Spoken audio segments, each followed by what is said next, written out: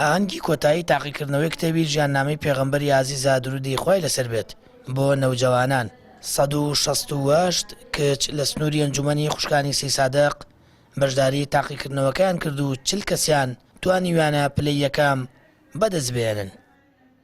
لە درێژەی کار و چالاکیەکانی ئەنجومەنی پەروەردەی خوشکانی سەی سادق هەستاوین بە ئەنجامدانی ئەم پرۆژەیە. سوپاس بۆخوای گەورە کە 168 کتابیمان تێیدا بەشدار بووە و نزیکەی 40 کەسیان نمرەی زۆر بەرزیان بەدەستهێناوە. ئینشاءڵڵا ئێمە لە داهاتوودا کۆڵ نادەین، بەردەوام ئەبین لەم جۆرە پرۆژانە هەتا وەکو ئاستی زانیاری قوتابیەکانمان زیاتر بکەین لەم سنوورەدا.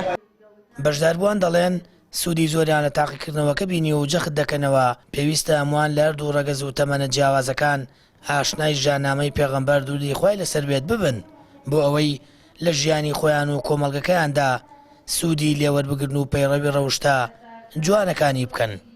باسی ئەنجومەنی خوشکانەکەی کە ئەم هەلایەن بۆ ئێمە ڕەخسان کە توانیمان بەشداری بکەین لە ئیمتیحانە خۆشە و هەروەها ئەمە زۆر دڵمان خۆشەکە لەم ڕۆژایین و کە هەوڵە دێن ڕێبازەکەی پێغەمبەرمان بگین. من وەکو قوتابیەک بەشداریم کردووە لە تاقیکردنەوەی ژیاننامەی پێغەمبەر صلی الله علیه وسلم و زۆر سوپاسی مامۆستاکان ئەکەین کە ئەم تاقیکردنانەوەیان بەرهەم هێناوە کە زۆر خزمەتیان بە ئێمە گەیاندووە و من بەشداریم کردووە و حەز ئەەکەم هەموو ساڵێک ئەمانە بەردەوام ئەم خولانە بەردەوام بکرێتەوە و گەنجان و منداڵان و نۆجوانان ئاشنا بن پێی. بەشداریمان لەم ئیمتیحانە کردووە کە باس لە ژیانی پێغەمبەر درودی خۆی لەسەر بێ دەکات.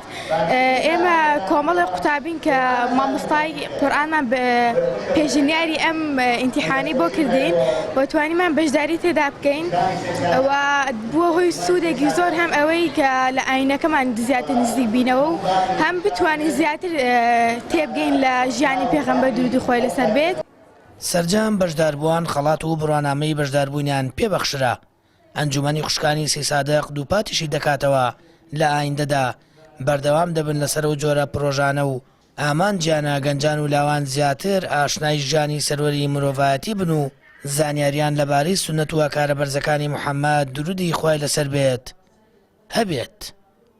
سامان فەتاح کەناڵی ئاسمانی پەیام سەی سادق.